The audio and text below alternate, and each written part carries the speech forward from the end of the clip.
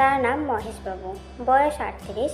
4 বছর হলো তার সঙ্গিনী পরপারে পাড়ি দিয়েছে। 3টে ছেলে। ছেলেরা নিজেদের কাজে কর্মে ব্যস্ত। বড় ছেলে ছাড়া কেউ বিয়ে করেনি। কাজের লোকজন বাড়ির কাজ করে। মহেশবাবুর কামশক্তি থাকলেও তার কোনো উপায় নেই। চায়ের আড্ডায় আর মদের দোকানে তার দিন কাটে। মহেশবাবুর বাড়িটা রাস্তার ধারে। রাস্তার আশেপাশে বলতে একটু দূরে দূরে অন্য সব বাড়ি। সব মিলিয়ে বলা যায় যে তিনি নিরিবিলি জায়গাতে থাকেন। একদিন সকালের দিকে এক যুবতী মেয়েকে দেখে মহেশবাবুর কামদেবতা যেন হাতছানি দিয়ে ডাক দিল। মেয়েটি তার চোখের সামনে দিয়ে হেঁটে হেঁটে যাচ্ছে। মেয়েটির পরনে শার্ট স্কার্ট উড়ু। এত চকচক করছে যে পাগল করে দেওয়ার মতো। হাঁসের ডিমের মতো মুখটা, বুকে যেন ডাসা আপেল বসানো আছে। পাছাটা বেশ সুন্দর, আহ্বান করতেছে। মেয়েটি তার নিজের গন্তব্যে চলে গেল। এদিকে মহেশবাবু মনে মনে ভাবল, ছি, এই মেয়েকে নিয়ে আমি কি ভাবলাম। সেদিন রাতে মহেশবাবু ঠিকমতো ঘুমাতে পারল না। তার স্ত্রী গত হয়ে যাওয়ার পর আজ তার প্রথমবারের মতো মনে হলো যে একটা সঙ্গী দরকার। পরদিন সকালে এই অজানা আকর্ষণ তাকে রাস্তার দিকে টানছে। মহেশবাবু বাড়িতে থাকতে না পেরে রাস্তায় অনেকক্ষণ ধরে দাঁড়িয়ে রইল। বেশ কিছুক্ষণ পর মেয়েটিকে দেখতে পেল। বন্ধুরা, সেই মেয়েটি হলাম আমি। আমাকে আসতে দেখে মহেশবাবুর কৌতূহল জাগলো যে কিছু একটা বলবে। যেই আমি তার কাছাকাছি আসলাম, অমনি বলতে শুরু করলো, এই যে নিবেদিতা, তোমার নাম কি? আমি বললাম, আমার নাম শ্রাবন্তী রানী। বাড়িতে সবাই রানী বলে ডাকে। মহেশবাবু বলল, তোমার মা কি বলে ডাকে? আমি মন খারাপ করেও মাথা নিচু করে বললাম, আমার মা নেই। মহেশবাবু বলল, আহ ভগবান, তা তুমি কোন ক্লাসে পড়ো? আমি ক্লাস 10-এ পড়ি। এই বলে আমি কোমর দোলাতে দোলাতে চলে গেলাম। আমি মহেশবাবুর মেয়ের বয়সের, তাই তিনি কি বলবে আর কি করবে ভেবে পাচ্ছে না। এমনভাবে প্রতিদিন টুকিটাকি কথাবার্তা চলতে লাগলো। বেশ কয়েক মাস পার হয়ে গেল। মহেশবাবু দেখলো আজ তার বাড়িতে কেউ নেই। তাই তিনি এই সুযোগ হাতছাড়া করতে চাইল না। রাস্তায় দাঁড়িয়ে আমার জন্য অপেক্ষা করতে থাকলো। সেই অপেক্ষার সময়টা খুব নিকটে আসলো। আমি ঠিক তার পাশে দিয়ে হেঁটে যেতে মহেশবাবু বলল, ওহে মহারানী, আজ আমার বাড়িতে একবার এসো তো, কথা আছে। আমি বললাম, আমার দিদি কি বাড়িতে আছে? বাবু বলল, হ্যাঁ, বৌমা তো আছে। আমি বললাম, আচ্ছা, যাবো একবার। উনি বলল, না না, এখনই আমার সাথে চলো। তার এই কথাতে আমি একটু অবাক হলাম। কি ব্যাপার মশাই, আমায় তার সাথে যেতে বলল কেন? ব্যাপারটা সন্দেহজনক লাগলো। আমি বললাম, না, দেরি হলে বাবা চিন্তা করবে। মহেশবাবু বলল, আরে দেরি হবে না, তোমাকে একটু পরে ছেড়ে দেব। আমি আর তেমন কিছু জিজ্ঞেস না করেই বললাম, ঠিক আছে, চলুন। মিনিট 10 হাঁটার পরেই তার বাড়ি পৌঁছালাম। এই প্রথম আমি তার বাড়িতে গেলাম। বাহ, বেশ সুন্দর বাড়ি। বাড়ির চেহারা দেখে বুঝতে পারলাম মহেশবাবুর প্রচুর অর্থ সম্পদ আছে। রুমে ঢুকতেই মহেশবাবু বলল, তুমি সোফায় বসো, আমি নাস্তা আর ড্রিঙ্কস আনছি তোমার জন্য। এই গরমে একটু গলা ভিজিয়ে নিলে মন ঠান্ডা হবে। আমি বললাম, ঠিক আছে, কিন্তু আমার পিস্তা তো দিদি কই? উনি বলল, আছে, পাশে কোথায় যেন গেছে। আমি বললাম, ঠিক আছে, যা করার জলদি, আমার দেরি হয়ে যাচ্ছে। ওদিকে মহেশবাবু ড্রিঙ্কসে এনে বলল, নাও, এইটুকু খেয়ে তুমি চলে যাও। আমি এবার সরল মনে খেতে লাগলাম। মহেশবাবু টিভি চালু করলো। দুজন মিলে দেখতে লাগলাম। একটু পরে আমি বললাম, আমার মাথাটা কেমন যেন ঘুরতেছে।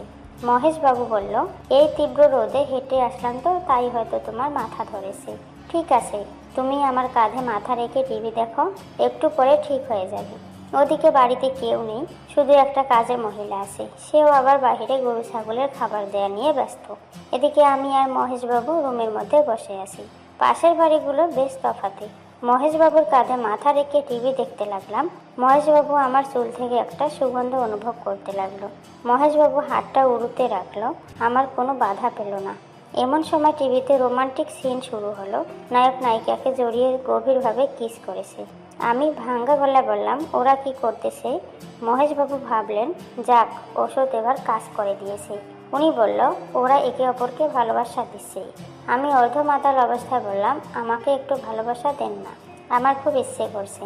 এবার মহেশবাবু আর দেরি না করে বুকের সাথে চেপে ধরে ঠোঁটে কিস দিতে লাগলো। চুল মুষ্টিবদ্ধ করলো।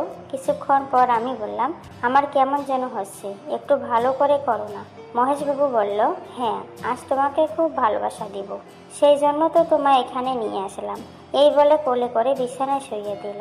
কাপড় থেকে আমাকে মুক্ত করলো। আমি বললাম, আমার মাথা ব্যথা করতেছে, আমার মাথাটা একটু টিপে দাও। মহেশবাবু বলল, সমস্যা নেই, আজ তোমায় আমি স্বর্গের সুখ দেব। মহেশবাবু তার সোহাগ রাতে এত সুন্দর জিনিস পাননি, সত্যি এত সৌঢল আর কামুকি মেয়ে পাননি।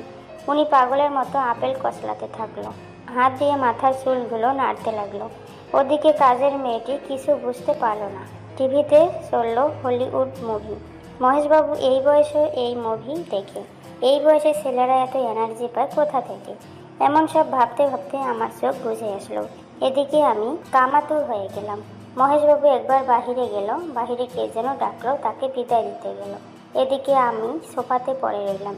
জীবনের নতুন সুখ আর উত্তেজনায় ছটফট করতে লাগলাম। ফিরে এসে আমার মাথার কাছে বসলো। এবার মহেশবাবুর মাথাটা এমনভাবে চেপে ধরলাম যাতে কোনো মতে পালাতে না পারে। আমার মুখে চুমু দিতে দিতে বলল, এবার তোমায় আসল সুখ দেব। আমি মুচকি হাসি দিয়ে বললাম, এমন সব কল্পনা কবে থেকে করে রেখেছেন? উনি কিছু না বললে শুধু ঠোঁট নাড়িয়ে বলল, বেশ কয়েকদিন থেকে। আমি বললাম, আমায় এত ভালো লাগার কারণ কি?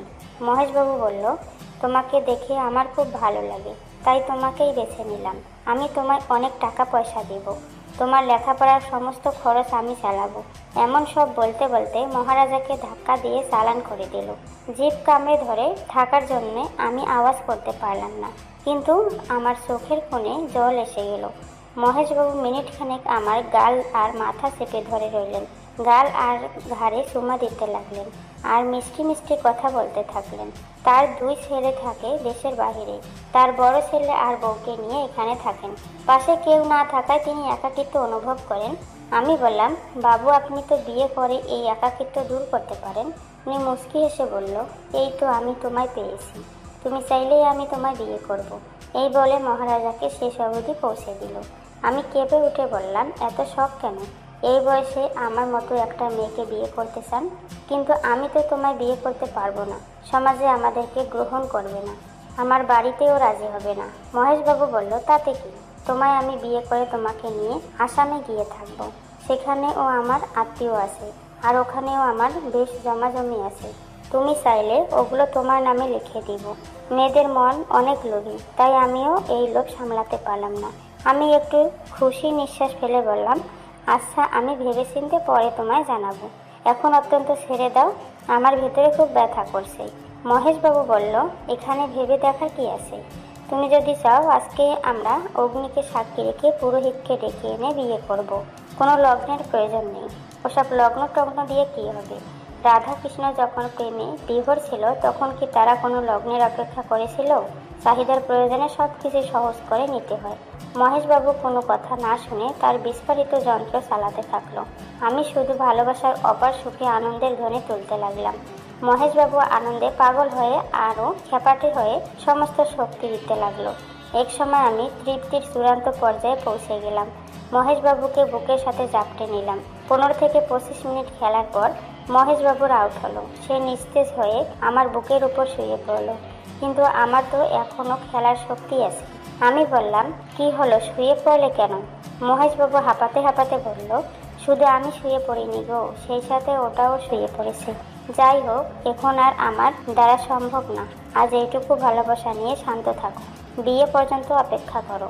আমার একটু অন্যরকম লাগা শুরু হলো, তবে নিজেকে অনেকটা ফ্রেশ লাগলো। একটু পরে মহেশবাবু বাহিরে চলে গেল।